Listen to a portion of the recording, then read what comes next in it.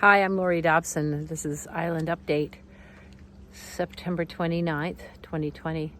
I'm doing a morning walk through in the garden just to appreciate the wonders of nature. And I've been seeing some incredible signs of life. And so I'm going to switch this around so you can see some of the things I'm talking about. Here's one right here. And I doubt you can see it, but there's that. It's a family of foxglove, and it's begins with a V. I'm not remembering the name offhand, but anyway, it's yellow, and it's bent over after its seeds. It's gone to seed, but it's providing a beautiful opportunity for a spider web. I don't know if you saw it. It's created a perfect little hoop over it. There's spider webs everywhere, and you can't really see them until you get a kind of a rainy, misty dew that kind of illustrates them in kind of really poignant ways. I've taken some still pictures to try to get them up against the silhouette of the sky or the dark spruces to get a more of a clear picture of them. But I think the cool thing about them is that you just have to kind of be there and say, wow, and spend the time. There's no substitute for that. I don't really know any camera that could really capture it. Like here's one right here, just on the Verbena bonariensis and the silver queen. I was lucky enough to get this garden here this summer. I transplanted it and then added on some things. Here's more of the garden I got from Jan Moss. Lots of low maintenance Artemisia type flowers, silvers. And it was a white garden that she had down by the dock and by her well house. And she just moved in and allowed me to take her plants, which was a really kind gift. There's a banana slug. I've been pitching those across the street all morning. God, they just don't relent. And I don't know if it even holds them up very long, but maybe they don't like going across the gravel. I don't know. But they're kind of bugging me. Here's an incredible, well, there's one spider web, but another huge, fabulous one. Just, it's so big that it's just sort of sagging with the drops. I don't see the spider, but it's pretty profound. Anyway, and then there's all these colors in the garden here, the purples and blues, agastache, or that might be actually savory. I think it's agastache, and then Russian sage, Perovskia triplycifolia, and then some oregano here, more of that foxglove type plant that I was telling you about, which I think is verbascum, I think that's right. And then Semicifuga here, fairy candles, and some Philipendula.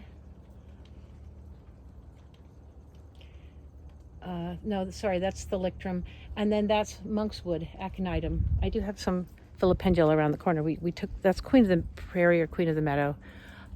It's a beauty, and it's got a stalk on it. It's got beautiful pink tassels, and it's holding up right now. I got it just put in this summer. Here's some nice nasturtiums and treasure flower, and some beautiful roses are coming out again. Second bloom, all the second blooms. Here are the, haven't done much with these pots. I haven't fertilized. Should have probably. And there's catmint galore, because this is just the perfect place for it. Front of the garden. 3 beautiful roses. Some bee balm coming in again.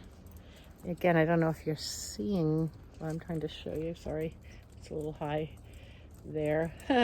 And then, okay, just a great little conifer garden mixed in with some Stephanandra incisa crispa. That's that stuff. Cotoneaster with the red berries, and all these wonderful little dwarf conifers. Here's a fairy rose, a nice blooming thing. Juniper, and there's some viburnum Burkwoodii, great smell. Got a little, I don't know if you see it there, bird bath with some glass marbles in it so bees can sit on it. And then some other things that are blooming this time of year coming back again. Some lavender, catmint's blooming again. Penstemon, another kind of lavender here. Potentilla, Joe Pye weed up there, Eupatorium fistula. Some I do very well with tick seed, Coreopsis, and a lot of Gora, Linti Mary, that pink guy right there. And then Clethra, one of my favorites, the sweet smelling Clethra, and beautiful. Oh, and Colonie Leonii. Oh, there's a bumblebee tucking in, late season bumblebee, turtlehead. That's turtlehead, nice pink. So you can see in this sort of, it's just sort of drizzling right now. That is my all-time high performer, Helenium. It always does well. If you can see it, it's that orange that's by the wheelbarrow here and there. It's played out a little bit, and then there's a red one over there next to some strawflower, which is just budding now. It's taking its time, as is this Montauk daisy here. It's just starting to open. It's going to be huge white blooms, and they last forever. It unfortunately eats things like lilacs, apples, and dogwoods, but I'm trying to hold it back and encourage it to do its thing in controlled way. It's some things here just get too out of bounds, just a drag. The other thing that's out of bounds this year are slugs. Each one of these things has a tiny bitty slug on top of it, every one of them. And then finally I get rid of the Japanese beetles, and then the slugs have been having a feast all season. It's bizarre. It's been dry, so why would slugs like it? But I don't know. Baptisia. And there's doesn't look like much now, but boy, are these things pretty. See, these tassels are just light pink. And there's my little doggy getting kind of soaked. Hey, Mimsy, you want to go back in the house? Want to go in the house? Yeah, I think so, Mom. But she's usually out here snarfling. And there's our garden, our vegetable garden. I'll quickly show you that. It's not much, but it's a garden, and any garden is a good garden. So things have gone to seed. And there's Mimsy, Tum Tum over there. Hey, Tum Tum, can you see Tum Tum? And then behind her, yeah, the beehive.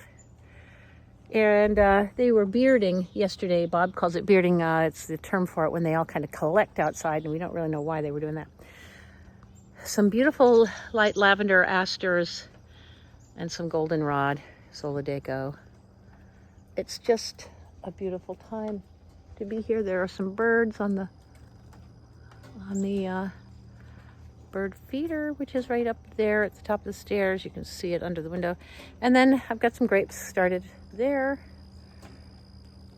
And here's a back view of the garden. It's just nice to have a garden to walk in the rain and get outside, just to take a walk and appreciate the